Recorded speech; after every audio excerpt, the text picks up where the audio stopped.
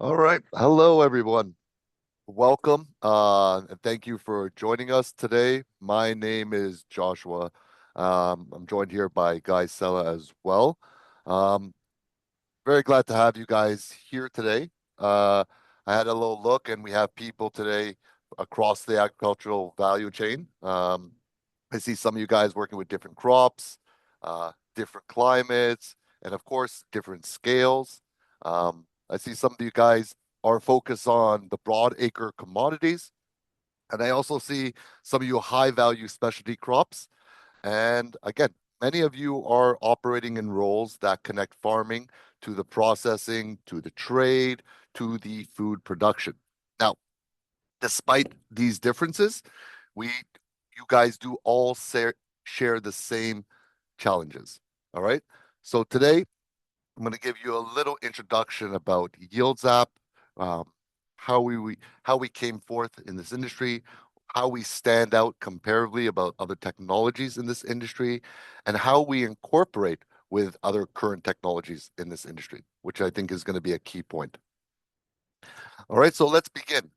All right.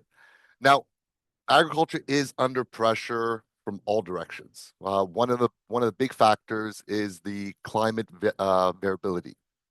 So farmers are facing unpredictable seasons, more extreme weather events, shifting growing conditions, new pests, new disease, and at the same time, we also have the costs. So the input costs, the seeds, the fertilizers, the fuel, the labor. This is continuing to rise, and this is squeezing the margins and making every decision that you guys make more critical. Um, in addition, we're seeing a tightening of the regulations, and this goes with the pesticide use, fertilizer applications, water rights, emissions. Now, this again is another layer that adds complexity to every decision that the growers like yourself make, and often vary based on region or based on the buyer's requirements. Mm. And at the same time, these buyers, our customers, the consumers, are demanding more. They want more consistency. They want better quality. They want predictable delivery windows. All right. And they also want to see proof of sustainable practices. So that means you just can't grow good crop. You need that data to back that up. All right. Now, one of the major ones is the fragmentation. Now, this is the real challenge. Underneath all of this is the fragmentation. Activities, machineries, tools, the products, the agronomy, the data that's all scattered in different places. And this is making it nearly impossible to coordinate decisions and act with precision and to deliver a consistent result. Okay. So what we're going to be talking about is the one command center. So YieldZap solves that by acting as a single command center for all your fields, all your farms, and all your zone. A place where your decisions are informed by the full picture. Okay. And then we have the connected models and tools. So we provide our own internal, we have a vast database of crop models, pest and disease models. Um, but we also integrate remote sensing information, climate, weather history, forecasts, and we're also able to connect with your existing tools. So like tractors, fertigation systems, drones, soil sensors, lab, lab laboratories. So these are all connected. So what happens is then we provide these dynamic crop protocols. So then we take all that data and turn it into precise daily field specific dynamic crop protocols. And that covers planting schedules, nutrient programs, pest and disease treatment, irrigation plans, traceability, the whole nine yards. All right. So this is why I call it a command center if you think about it. It is controlling and it's connecting, and it's integrating, and it is using the data that is provided from the operation. All right. So the farm chain has no weak links. Okay. Now, running a successful farm is like managing a continuous chain. Now, each of these parts of the operation is linked to the other. Now, for example, independent link would be the water depends on knowing the soil type, the capacity, the plant's needs. The nutrition would depend on the growth stages, the weather, and then the pest management would depend on the timing and the field conditions. But every link is connected, which brings us to the weak links. If one link is weak, for example, poor irrigation data, incorrect soil data, it affects the entire operation. Even a strong plan can fail if one piece is missing in that plan. So strength by strength through connection, and this is what we're talking about when we're discussing Yields App. So Yields App strengthens the entire chain by connecting your data, connecting the tools and the models into one continuous decision making flow. All right. So let's talk about Yields App. Okay. So Yields App brings together, again, all our crop models, historic records, field tools, and it is connected to one platform. Okay. It integrates seamlessly with tractors, machinery platforms, fertigation systems. It can utilize drone imagery, soil field data like soil tests, water tests, tissue analysis. It can be integrated with soil moisture sensors, and again, weather stations. So the system takes all that information along with the built-in models, and again, it's generating these daily field-specific dynamic crop protocols. Now, these cover everything, again, from the planting schedules to the nutrient programs, to the pest and disease, to the irrigation plans, and to the reporting. It's important that you start now. Importantly, you can start using Yields App with limited or to no field data, or you can use Yields App as a plugin and plug in as many sources of data that you readily have available at your farm. For example, you can have a farm that may only have soil analysis, when another farm has soil analysis, tissue analysis, water analysis, drone imaging, soil sensors. So we within Yields App, we are flexible to work with all different types of farmers. So the rural farmers all the way to the most advanced farmers in the market. So here is just going to give you a little kind of visual image of how everything's connected, because I know I've been very repetitive on telling you what the system is doing, right? How we're connecting all the dots, that we're using everything. And I think this is a very critical aspect of our technology. So this is how it works. So on one side, you can see there's the farm records, okay? And this could be the field data, like we said, tissue analysis, water analysis, images, farm records, scouting records. And beside that, we have the automatic data inputs. Okay, so that's the remote sensing data, the climate data, um, soil maps that can be layered, and additional integrations like the drone imagery and the soil sensors. And then beside that, one of the most critical aspects is the agronomy, the know-how, all right, the knowledge center. Okay. And this is where the pest and disease models are created. All right. And these are where our compliance and regulations are defined based on specific regions and requirements. And again, it is very flexible. So all this information, all these different data sets, all right, is going to be funneled down through our algorithm, okay, our machine learning models, our AI system. And this is going to be providing dynamic protocols, all right, calls to action, recommendations. And this goes directly to the farmers or to the existing machinery or systems. It goes to reports, it goes directly to the corporates, and it's also can be monitored on a dashboard. Okay. So the farming decisions don't happen in isolation. And we're talking about this connection. So everything in the field is connected. The water scheduling is shaped by these soil properties. And of course, the crops demand. Um, The nutrition planning must account for the growth stage. It must account for the the climate, and of course the irrigation. Pest control strategies hinge on the crop's health and the timing. Now, changing one of these factors, it must adapt. And that's what Yields App is doing. It adapts consistently throughout the season to these consistent changes. Okay. So over the next few slides, we'll break down each topic and show the features behind it. And then from there, we will go into a live demonstrations. We'll have an open forum. I know there's a lot of people here today. We will try to answer as many questions as possible. Bear with us. At the same time, we do have Guy on standby who's able to answer any questions if you feel that they're urgent. You can just throw them in the chat box. Okay. All right. So the first thing I'd like to talk about is the water management aspect. So with Yields App, we're calculating daily crop water needs using evapotranspiration, for example, crop coefficients.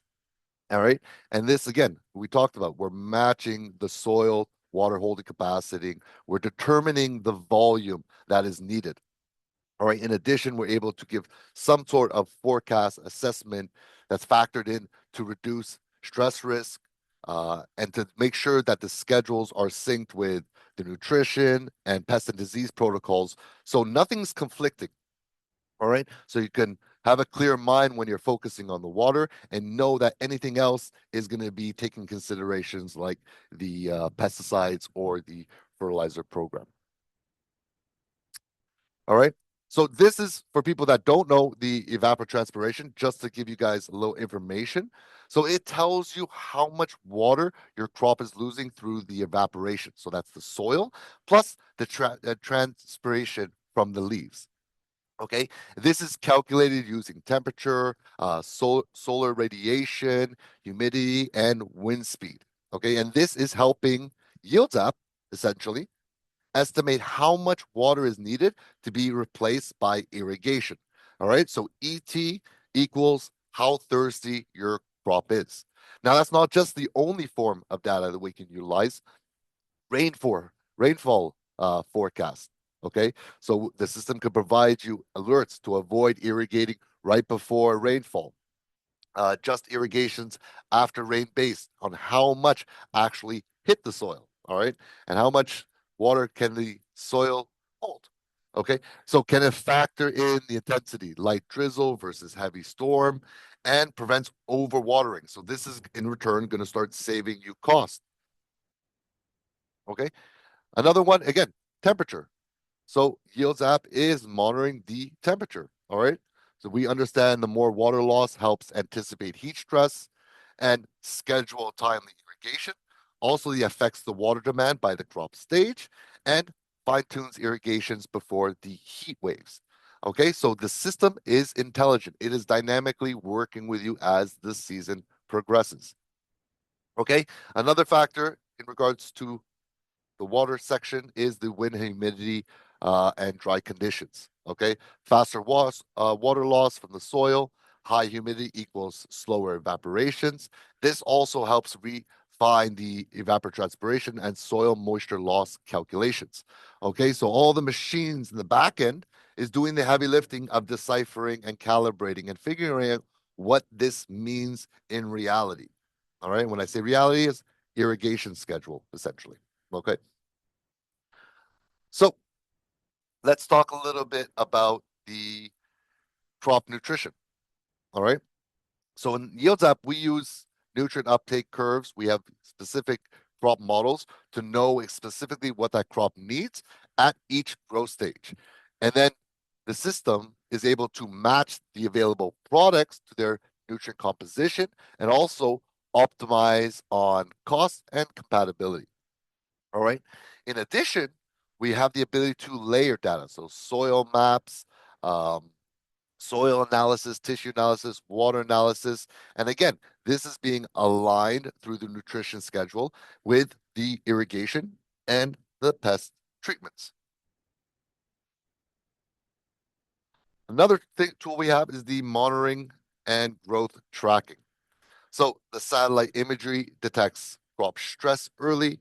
We combine it with growing degree days and in addition with field observations to estimate growth stage and to drive timing for interventions. Okay. So climate trends are monitored to anticipate risk. Okay. And protocols are there to adapt automatically when the conditions shift. So the system is giving you a window into what's going on in the field, giving you over um, an array of satellite indices. And in the live demo, we'll take a little peek at some of them. All right. We're also tracking the growing degree days. So not just the current one, but we're also analyzing the historical. We want to see the changes from the previous seasons. Okay. And again, the system is consistently adapting to the notices that we take. All right. Activities and records. All right. One of the big aspects we talk about when we talk about to our friends here at the food and beverage industries, the consultants and agronomists, this is a beautiful aspect, well, a beautiful part of Yields Up. Every action is logged with your operator, with a date, field location. Operations are linked to the recommendations that are generated to them, and historical activity improves these future recommendations. In addition, records can be instantly exported for audits, for certifications. Every action on the farm is being recorded. So not only do we use data, but we are building data, okay, in one place, the soil analysis, tissue analysis, season after season, where we're able to let the system analyze the findings and give us clearer insight, okay, new insight, maybe that we're not aware of beforehand. Okay. Now, pest and disease management. All right. So, predictive models that flag outbreaks before they occur. This is what Yields App is doing. When thresholds are hit, we generate targeted treatment plans. In addition, preventative protocols are always provided at the beginning of each season. All right. Because it's always better to be preventative. But again, the system is proactive. So you can notify the system there's an issue, and automatically the system will give you a treatment to apply. In addition, we could be in the field and not know what it is. We don't know what the pest or the disease is. So our AI image recognition can instantly identify the pest and disease from your scouting photos. And these recommendations integrate with your nutrition and irrigation schedules. Okay. So it will fully readjust and recalibrate in your program. All right. So we all know protecting crops isn't just about reacting, it's about predicting, monitoring, and acting at the right time. All right. So, in the treatment plans, to give you a little explanation, and before we go into it, we have algorithm treatments and manual treatments. Now, what that means is, well, the system can provide automatic treatments, okay, pulling out from your IP, understanding which products are allowed, which active ingredients have already been applied. Okay, so the system would find you the most suitable treatment. All right. But you also have people that have their own experience and their own knowledge and their own preferences. So the system allows you to also build your own manual plans. Okay. So the treatment plans are based on model risk and again, scouting confirmation. It's telling you what product to apply, when and where, and whether it's even necessity. Okay. So again, the system is very specific in reducing blanket spraying and making sure that you're doing precision applications.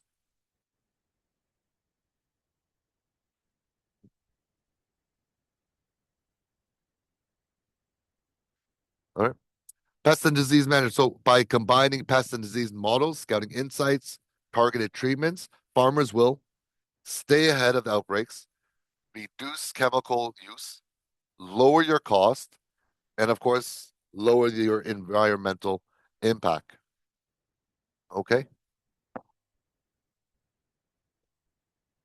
So what is the model doing? It's not doing that. It also helps you predict when the pest or the diseases are likely to appear. It has specific models and it's using weather data, crop growth stages, and historical patterns to give you these direct warnings. For example, powdery mildew thrives in warm, dry conditions. All right. The system would notify you to go to that specific field in that specific area in the GIS location. You would go and to confirm. This is teaching your field. Okay. Now it's becoming more accurate with the yeses and the no findings.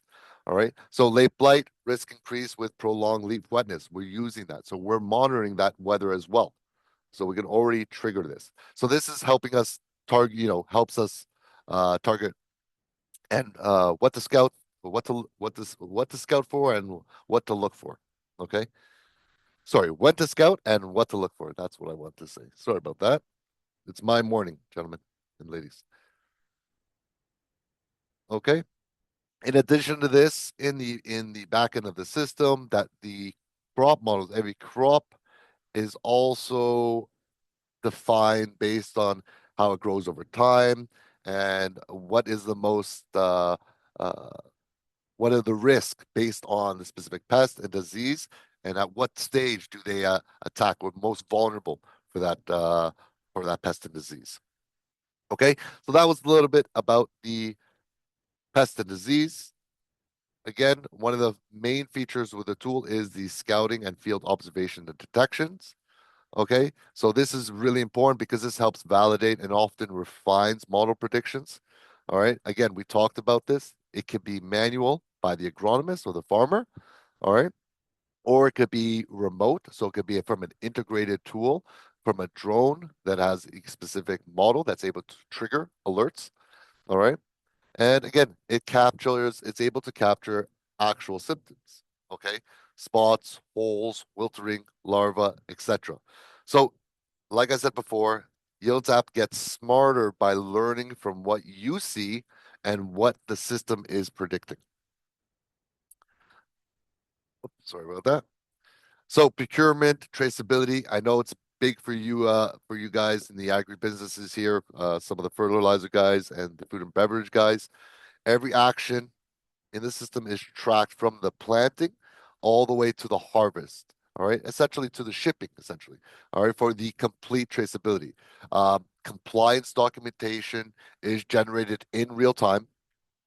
This does support sustainability and certification requirements without the extra admin work. So we can automate all the general certification requirements or the company's own sustainability targets. Integration with tools, and I think I mentioned this quite a few times.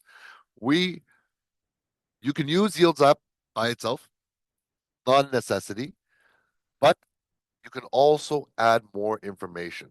Okay. You can add more information like sensors like Centex, weather stations like from Davis, weather stations.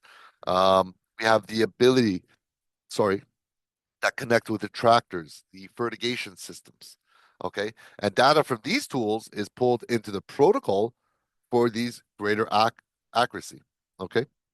Now, in a compatible system, recommendations can be set directly to the machinery for the applications. All right. So we have the variable rate, which can be sent right to the John Deere station. All right. So the information and maps get uploaded to the system. System will provide the recommendations, the specific amount of fertilizers for each specific block, and directly into the system to drive. All right. So we make it very easy, very smooth to utilize. Okay.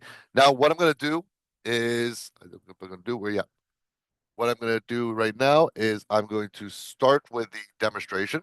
Okay. So we're going to be able to see a live account.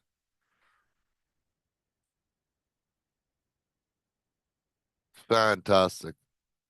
All right. So now that you heard me just talking, I know it's a lot of information, but I wanted to give you guys first a nice picture, a nice understanding, because what you're going to see now is simplicity. Okay.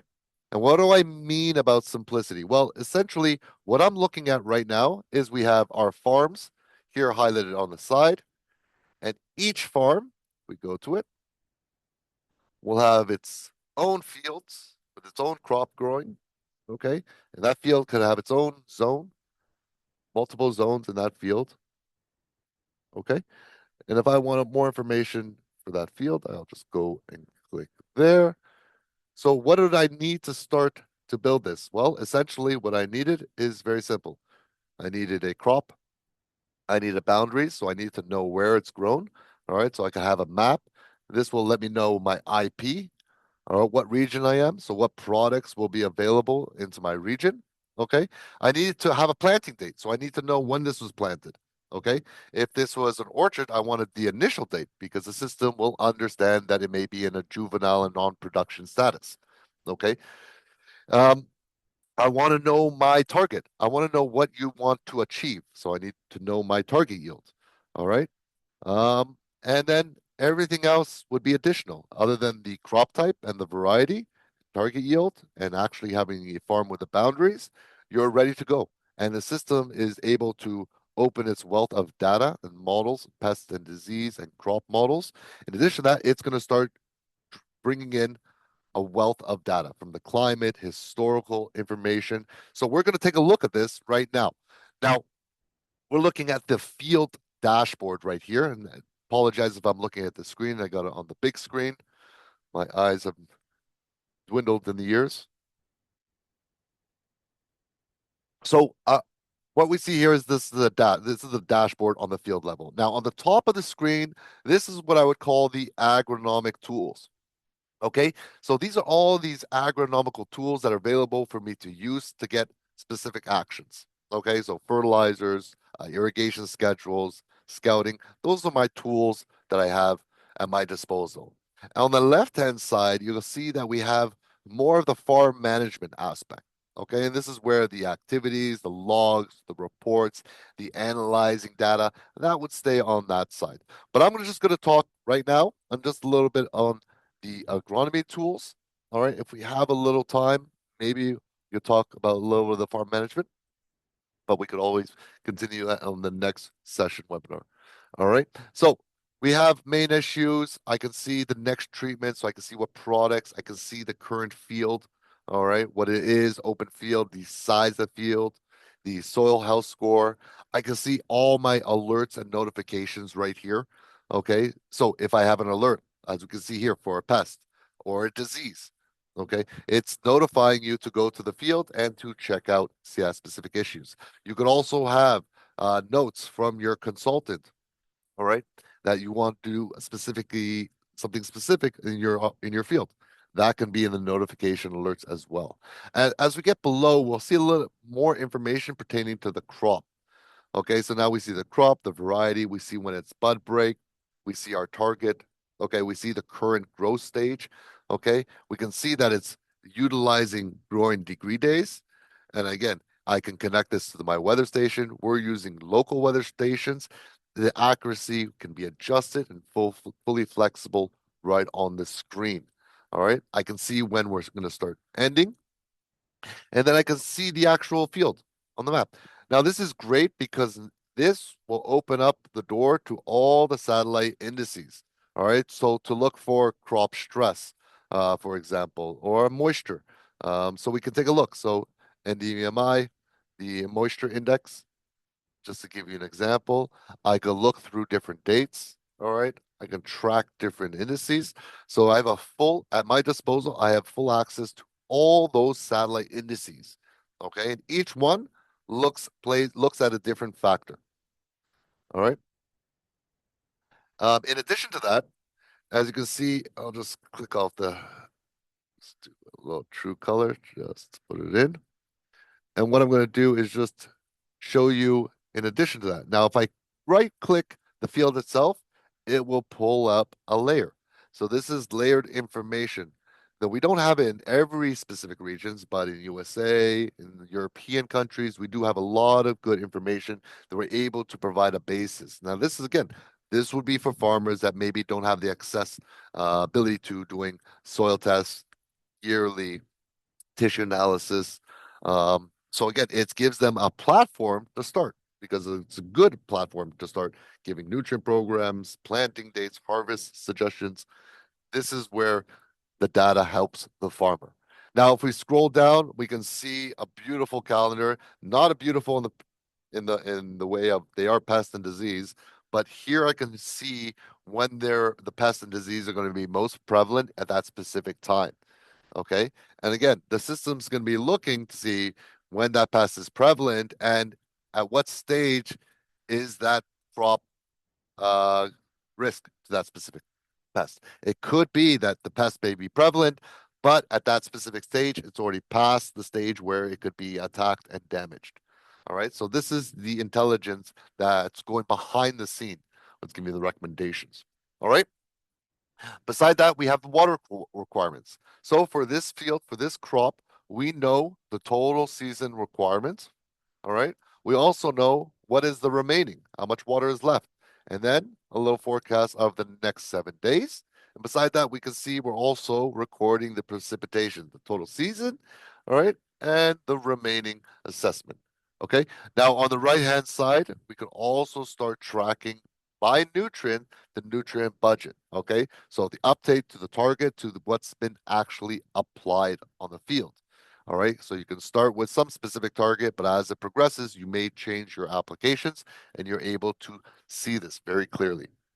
As we progress a little bit lower, we have more monitoring tools. So we have our forecast right here. All right. In addition, we have our growing degree day graph. All right. So in the green, I'll just take off the blue for a second. That is our current growing degree days. If I go over any of these buttons, I can see that at that specific time, the total accumulation for the growing degrees. All right. If I click the blue as well, that is showing you historical data. Okay, so that's from that specific field, that region. It's between 5 to 15 years of historical data. So I can start doing comparisons saying, okay, we're having a little cooler season. We may harvest later, we may harvest sooner. This is what the system is monitoring. Below that, we have a dynamic pending activities. So any activities from field amendments to plowing, tilling, fertilizer applications, all those can be defined and will be shown up uh, that are prevalent in the pending activities. I also have a very dynamic calendar, I mean any activity that is done will show up in the calendar. I can also create new activities directly into the calendar. All right. So this is give you a little overview of the display of the monitoring aspect. It's showing you what's going on. It's providing you alerts. It's very easy. I can go from field to field very quickly. So now let's talk about some of the agronomical tools. I did mention that in the beginning. Okay, so we have water management, we have fertilizer plants, field tests, scouting, treatments. All right, so let's see what we have here in field tests. Okay, so field tests here with Yields app, you can upload soil, tissue, water analysis. Depending on your laboratory, you could even integrate it, which means we have an open API. Basically, they'll just send the soil tissue analysis. It goes directly into your field, all right, to be used when generating a fertilizer plant, for example. So let's take a look. I can upload. I can take a look at my soil analysis. I can see where, all right, where the marker, where it was actually taken. All right. I get a clear interpretation.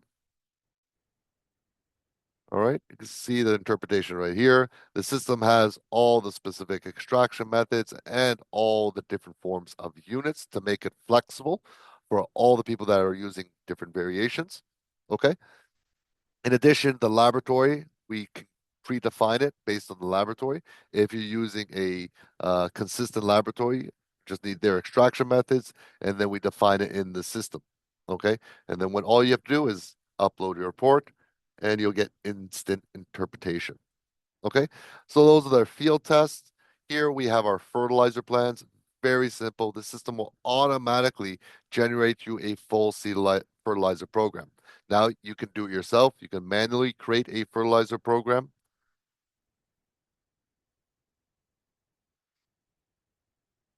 You can make adjustments. All right. You can set it up for a variable rate. All right. You can adjust the yield potential.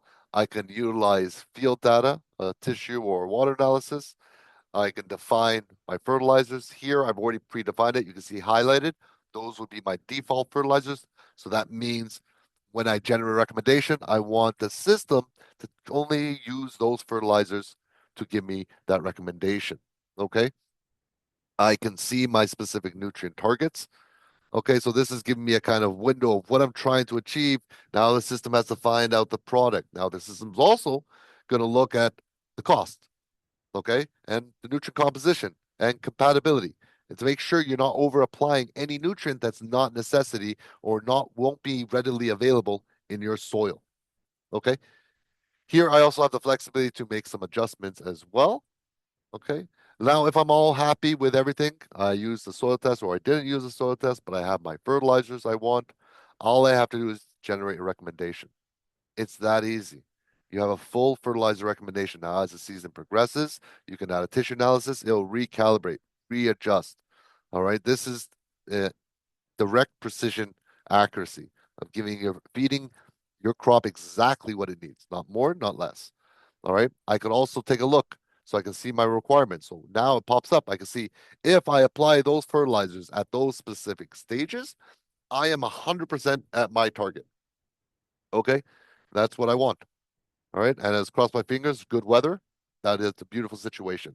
Now, the system is very dynamic. Like I said to you, it's very flexible. It works with all different types. So the farmers that are using fertigation system, it will automatically define which fertilizers go tank A, which fertilizers go to tank B. Voila. All right. It will prevent any kind of human error. I know we all make mistakes. This system is designed to prevent that, or at least warn you. Okay. Sometimes there are limitations that you guys, some of you farmers have, that you only have 2 tanks and you're going to have to push some products. But have the confidence to know that Yields app will always warn you if there's going to be incompatible issue, build up a condensation. It's there to prevent and help you. Okay. So just want to cancel that. There we go. Go back. Okay. Fertilizer plans. I can create blends here. I can do broadcasts. All right. I can define my own application methods. So I have real flexibility. All right. Let's go here. So the next thing I'll talk about is, just to give you an example, is the water management. Go there. Right there. Hey Josh, let me jump in for a second. Of All course, right. of course. Yeah, let me share my screen because I want to show some things that are um, related to our topic today, which is Perfect. the integration of data. Okay, because we are talking today about why one data source is not enough, and what Josh is showing you is all those examples where we integrate and use different sources of data. Most of them are own data, but you can integrate your own data into the system, and then how it can provide an overview, for example, for food and beverage companies, for extension services, and to build a full, complete ecosystem. So basically, there are solutions from, right? We can do it either from top down or or the other way around, but from the a food and beverage company, extension service, government, down to either smallholder farmers or systems like Josh was showing you for the larger operations, larger farmers. So let me show you these few options here, some interesting stuff. Just quickly share my screen here. Should be good to Okay. go. So if we talk about irrigation, all right, irrigation, Josh mentioned before the evapotranspiration and the weather, which is nice information. It can give us some information about, of course, the water needs of the crop, but is it enough? Is it enough? Right? How do we do the scheduling? The scheduling will now depend on the soil properties, how much the soil can hold. Or maybe we also have a soil sensor that can be connected. So we can integrate all this. In this example, we can, and the satellites, what's the water status of the crop? So there is a specific index that shows us the water. Let's take an earlier date, the water status of the crop itself. So what do we have here? Here we can see satellite imagery. We can see soil sensor connected to the field, right? And we can see the water balance. So which is the environmental data. the evapotranspiration, the precipitation, the humidity, all that, and the crop model, of course, the KC, the crop coefficient. So we integrate all this to eventually generate an irrigation protocol. All right. So here, just one data source wouldn't be enough for us, right? Or it can be okay, right, but not enough. If we have more, we can create much more accurate recommendations. So here, based on the sensor, satellite, soil data, crop model, weather conditions, right, and this irrigation schedule is created. That's for this field. I can also see it for all fields for on the farm. So we can see it for different fields, and of course with more details and information. So this is one example. Another example of data integration is integration of different machinery data. Okay, for example, what we see here is different variable rate applications and yield maps. Like here, this is a yield map. This is a foliar application that was done on the field. All right, so this information can be automatically uploaded to the system, and here we have something really new and really exciting that we're launching very soon, and that's the insights.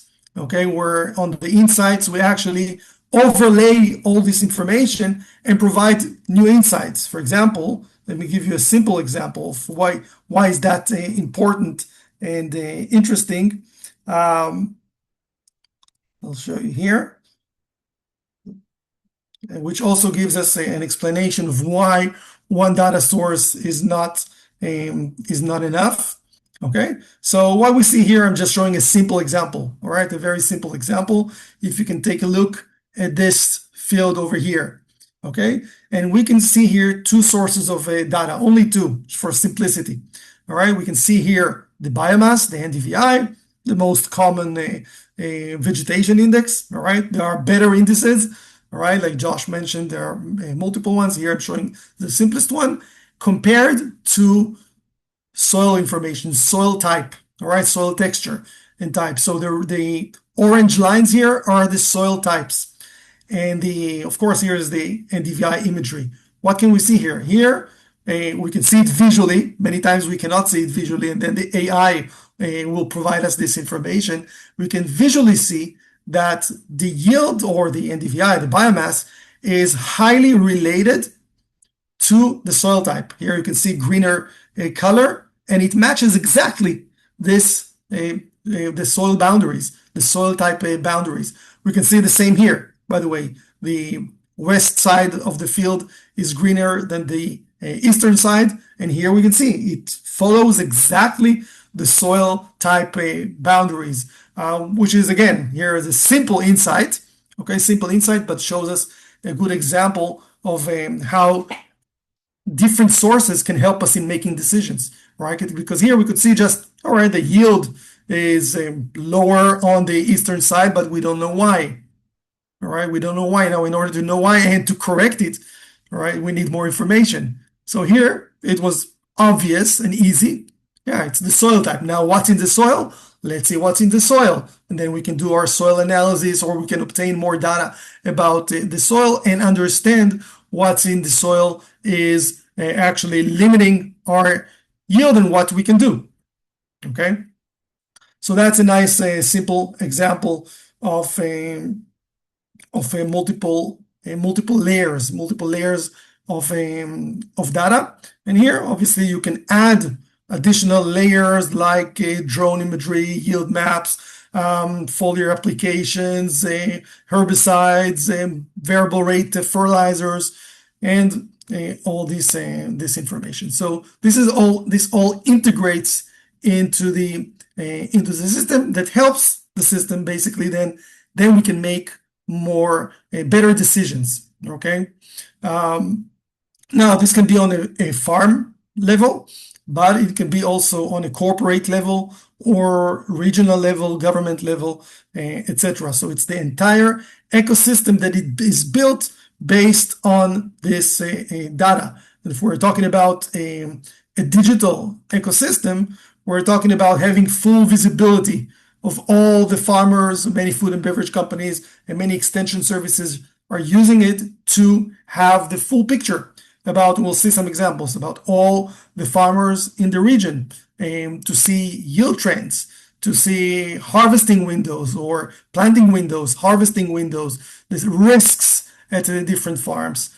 We can get real-time intelligent for smarter and faster decisions. And we can anticipate risks and optimize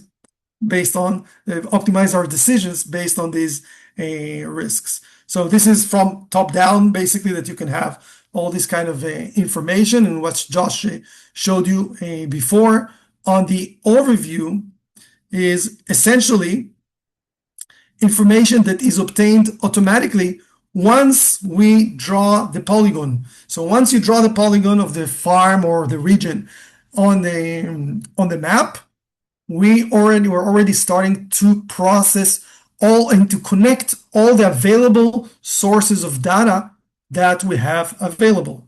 Right, so it starts, of course, with historical weather, historical satellite imagery, crop nutrition models, crop models for the specific region, nutrient budgets, water requirements. So we're analyzing here the evapotranspiration trends over the years to predict water requirements. So there's a lot of machinery, all right, or work that is done here, algorithmic work, in an agronomic work, in order to actually predict, okay, what this crop is going to need in this specific region. And then, of course, you can add all the additional layers, go deeper into the data, add farm data, soil test, water, add sensors, add machinery data, add photos from the field, add records, scouting records, etc., what was found. So field observations, basically.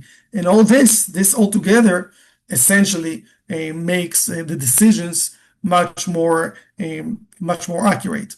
And then there's the treatment protocols that are created with the exact products. By the way, it's specific products to apply, and the timing can be either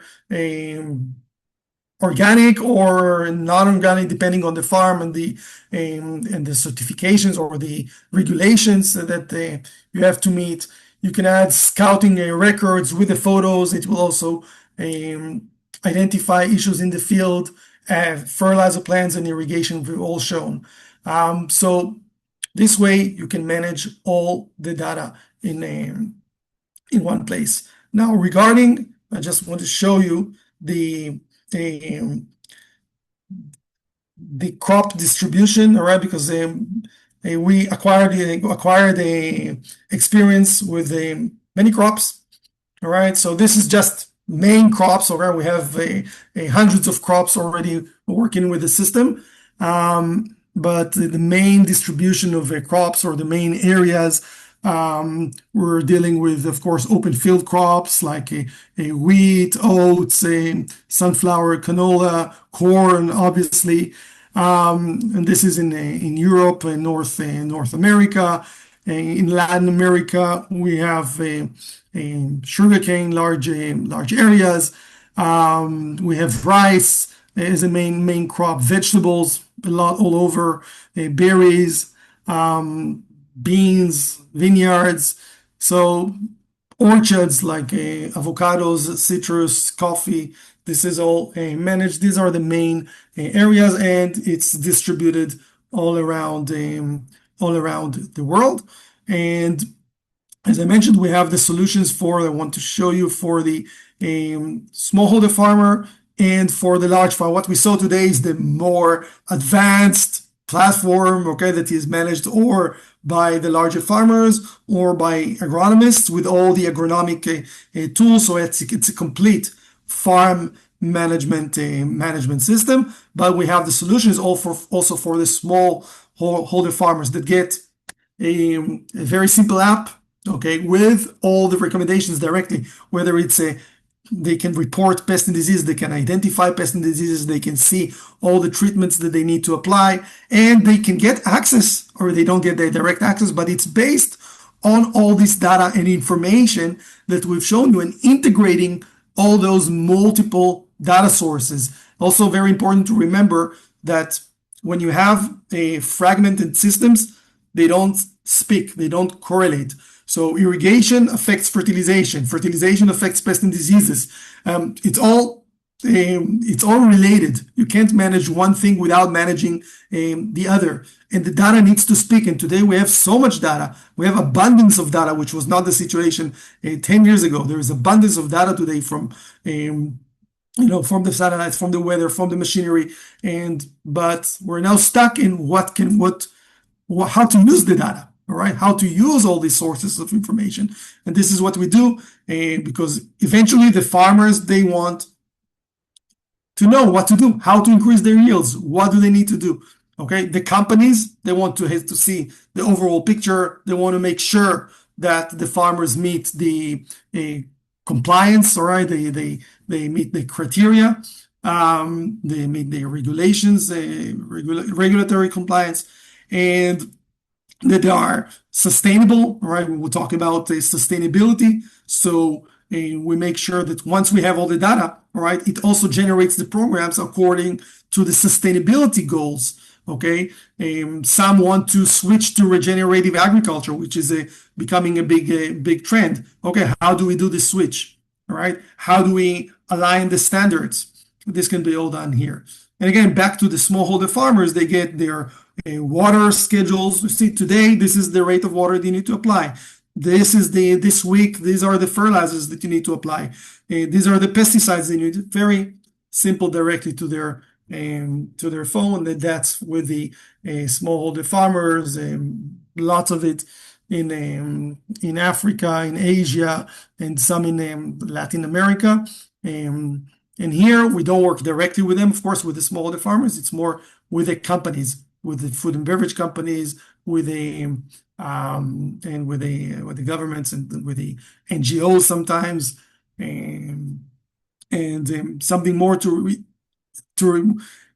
relate to here, or to mention, is the connection to the research, to the local research, because the system also, and this is also part of the data, by the way, this is an important part of the data, being able to integrate local research, local trials, local information. Can be local, can be of the company's data, or it can be a local research institute. This can all be integrated.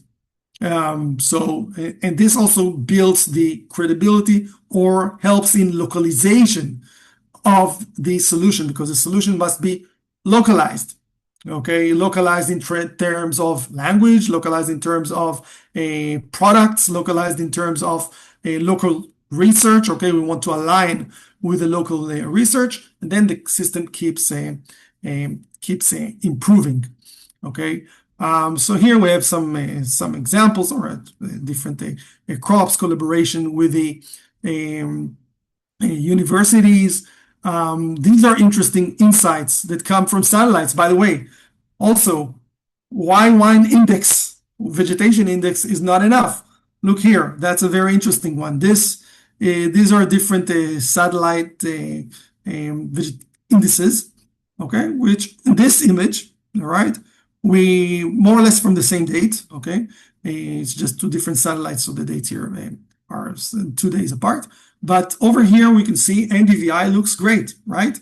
It looks fine. We can see the different planting dates over here. But when we look at a different image coming from different sensors from the satellite, we see something strange, right? We see this large red spot in the middle, which doesn't show in the NDVI imagery.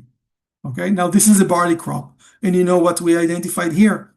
Here, what happened was that the barley was actually bending because of the wind. Okay, so here it detected the height of the crop. So the biomass was still there. Okay, but because the plants were bent, okay, this due to the wind, this showed up. So that's an interesting example. Here you can see a 3 years, okay, 3 years management with the AI, okay, and with the agronomic protocols.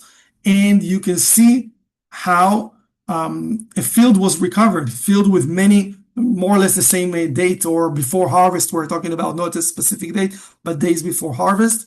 Here there was also crop rotation, but you can see that it's obvious that this field is not uniform in 2019, but in 2022, okay, it became uniform, much more uniform than before, due to basically balancing the soil and reducing pest pressure. Okay, that's an example of sugarcane in Nicaragua. These are examples of the corn and sunflowers in Europe, in Hungary, apples, this very interesting results with apples as well. So we have many trials and field results.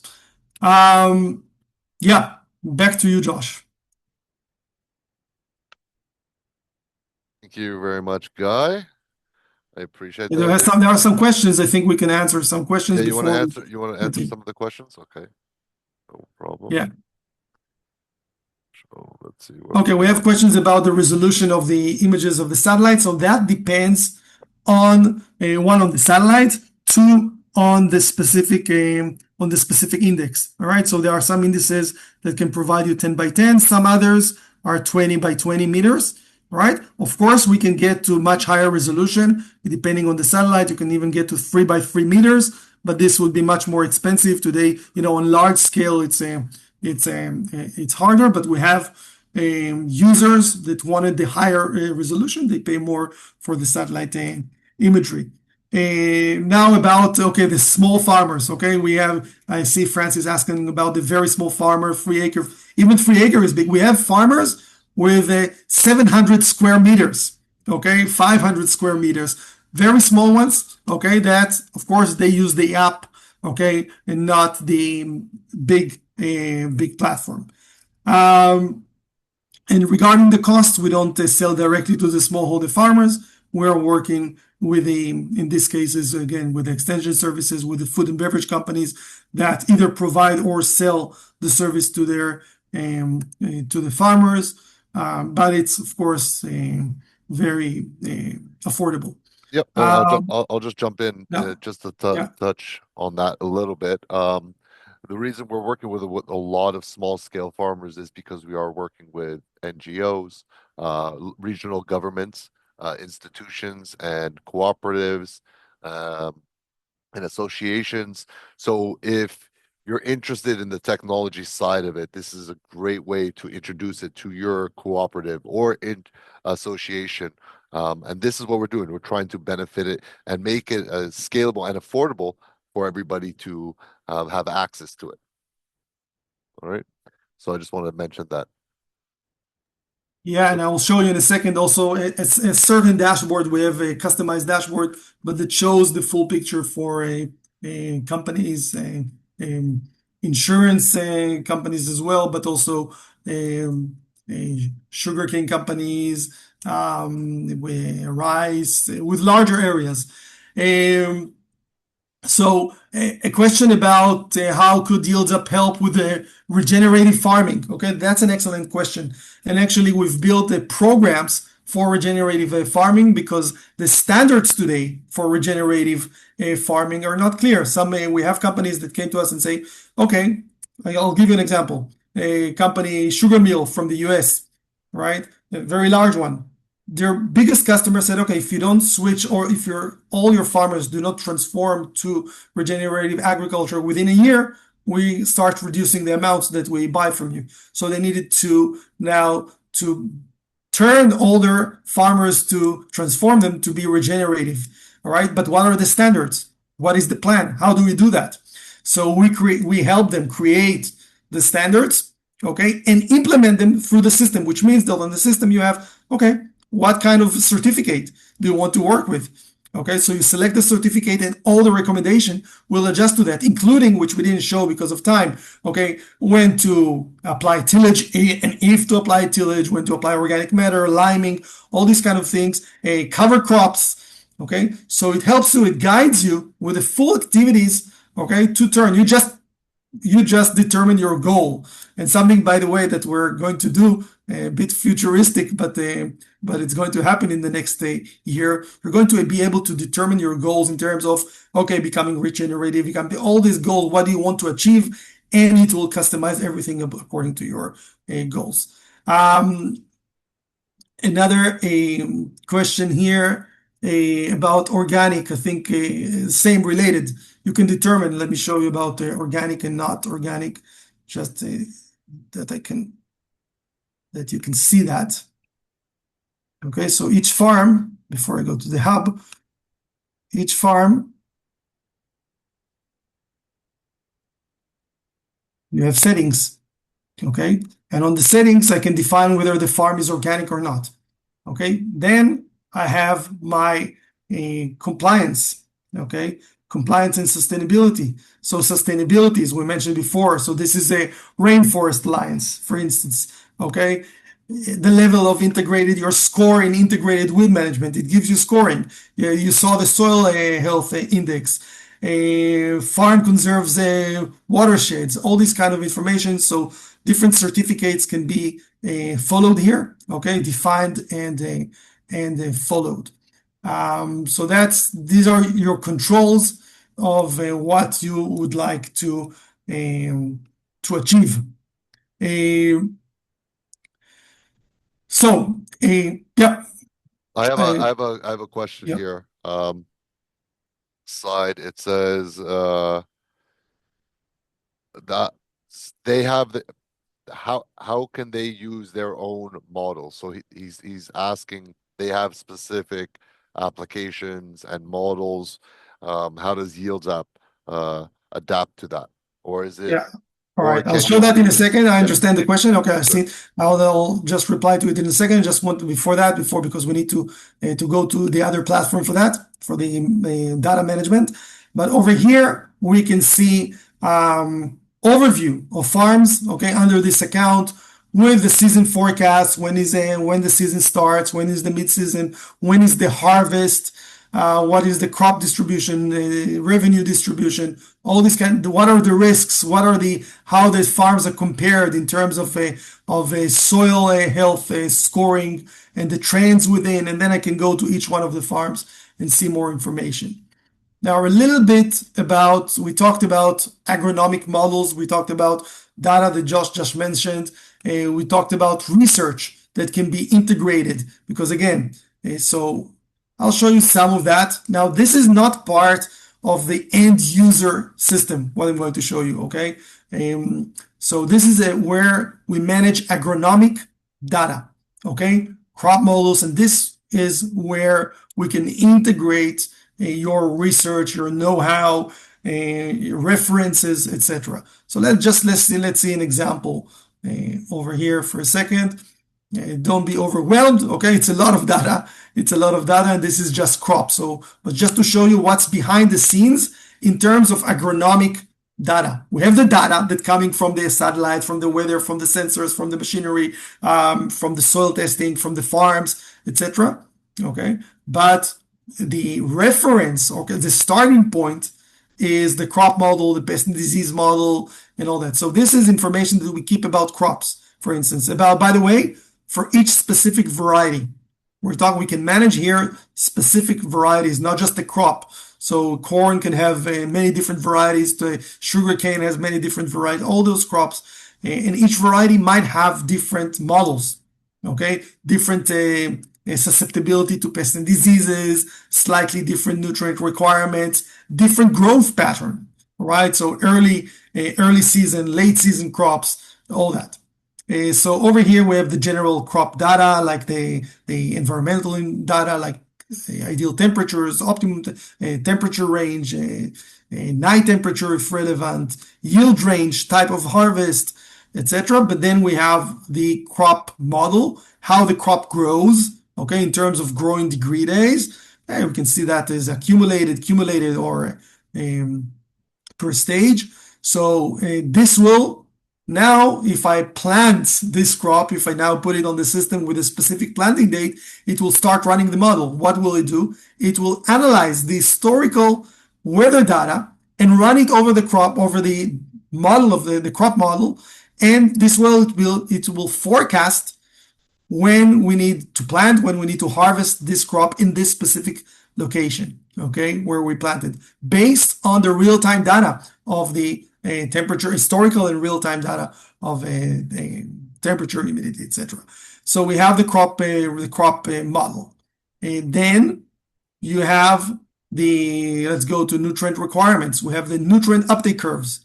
So we built the nutrient uptake curves for each crop. Now, let's say we have a company or institution that have their own data, all right? This can be integrated.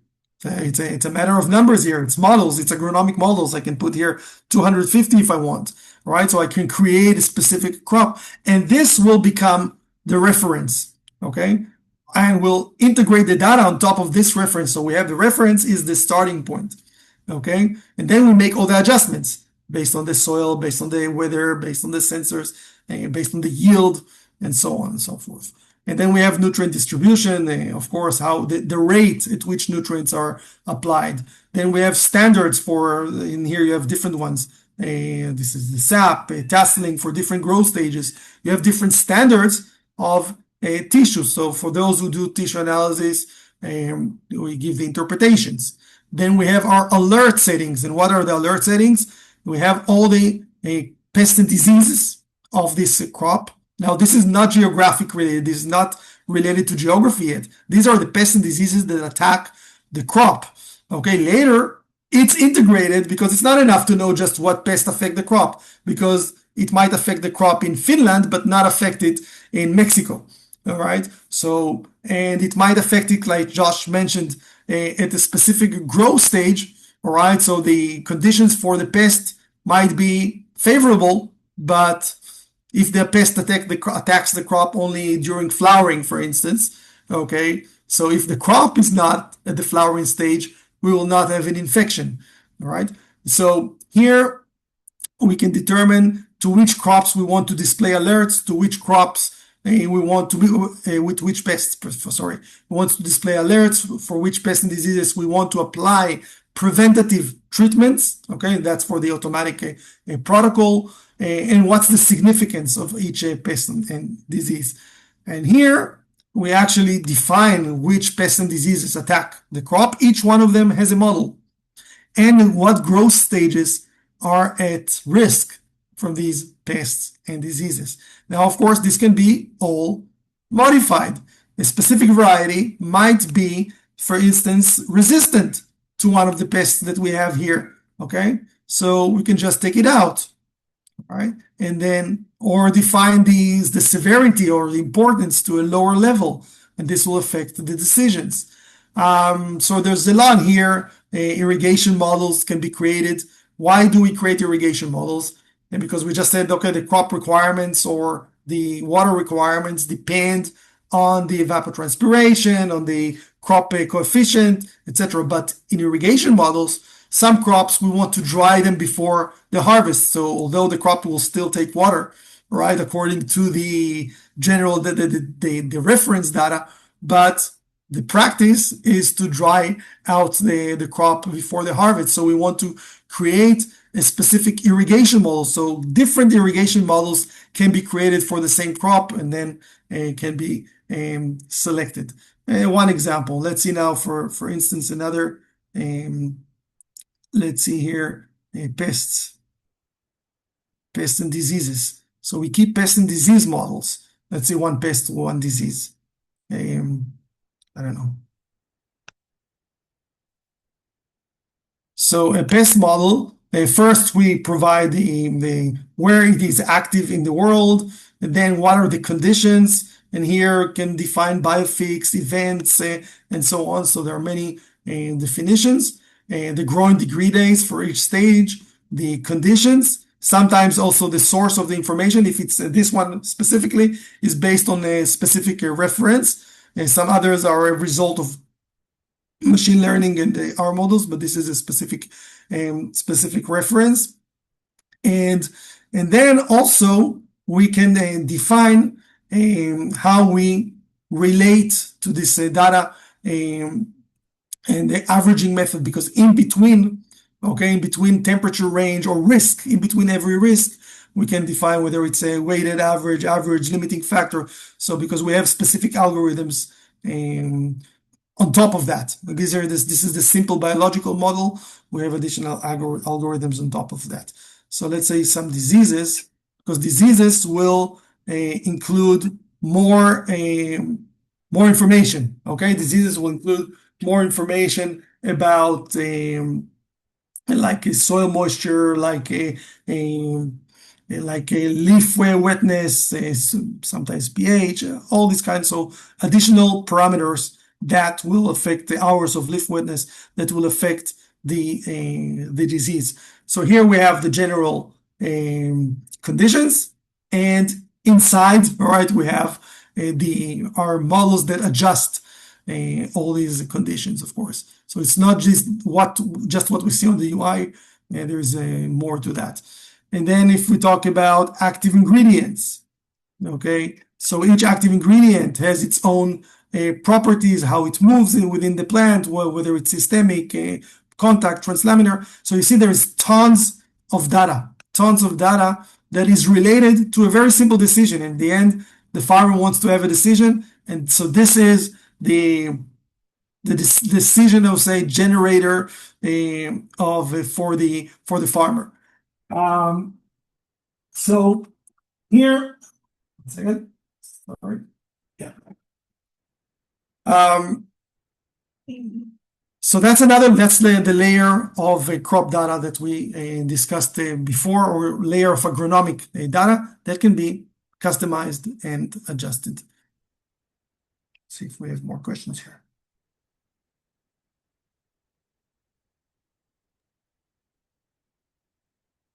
All right, so there is a question here about, it's a specific question about NO3 soil analysis that some say 25 ppm is good, some say 450. What is right? All right, so first, let's talk about the standards. Let's talk about the standards. The standards can be defined here under labs, okay? So we can define different standards for different nutrients. I can do it let's take the default lab because it has more information, okay? Because we can integrate specific, that's also integration of data. By the way, the question falls on something very interesting and very important. If you send the same soil sample to different labs, you will get different results, right? Why is that? Okay. The main reason is that the different labs use different analytical methods, all right? Different extraction methods. So they use different chemicals or different procedures to analyze the nutrients. We never analyze all what's in the soil because it's not relevant. All the soil testing methods refer to which nutrients or which nutrients are available to the plant, and to what extent they are available to the plant. Okay, so when you say, for example, NO3, some say 25, sometimes say 450. It depends what method was used. So let's see it in real setup. Before that, here we can define you can see, okay, by the way, here it's a good example because we can see different standards, but under different, for nitrogen, all right, under different extraction methods. By the way, in general, soil test for nitrogen is not the great or the best way to monitor nitrogen, but of course, we allow that. So we cannot refer to a specific number without saying which extraction method was actually used. So I'll show you an example for that. This is another example of data and why it's important. And of course, you see it's huge. This is something really big, of course, that if we try to manage it by ourselves, a farmer or even a company that want to manage their activities, it's impossible to manage all this amount of data and make the right decisions without the right tools for doing that. So let me, by the way, we didn't see that before, but basically it shows you also main issues, what's the next treatment, all the steps. But what I want to show you here in the field data is that, okay? Let's take a look at phosphorus, okay? A value of 30, it says high, but why is it high? And let me create a new one because this is already with it. So let me put here a phosphorus value of 25. Or you know what? Let's go with your phosphorus, with your nitrogen. All right, so I'll put 30, tells me it's adequate, but this is in the saturated paste, okay? If I go now to Gdelhal, sorry, all right, same number, all right? Of course, here the unit is a percentage, will give me a low value. So let's look at phosphorus. Olsen, value of 25 is high, but if I'll go, I don't know, a 1,2 extract, the same value is interpreted as very high. If I go to, I don't know, Meliche 3, the same value, 25, is adequate. So it's not just the number in soil test results. All right, it's the number, but it's the lab. You need to know which extraction method the lab was using. A completely different topic than the topic of this webinar, but I'm touching it also because it's related to data, and this question came up. All right. Fantastic. Thank you very much, Guy, for that. We very appreciate that. It's always great to bring your agronomic experience and knowledge. For those who don't know, Guy is well, well, worldly renowned in the field of agronomy. He has an educational company as well, Cropia, that they do provide, manuals, training, which is great to go and check that out as well if you're more interested to dive a little bit deeper in. Uh, we will be providing, for those who would like, a recording of this video. And again, if you're interested to take a little bit more of a specific direction and a live demonstration, we'd be more than uh, happy to have you guys reach out to us right through our website at yields.com to the contacts form. If you want direct, you can just send an email directly to info@yieldsapp.com. Um, you can request for a specific meeting based on maybe your variety of crops or your growing situation, open field, greenhouse, that we were able to cater to your specific needs during that demonstration. So I'd like to take time to thank you guys for joining and have a lovely day, evening, and all the best. Thank you. Thank you, everyone. Nice to see you all here.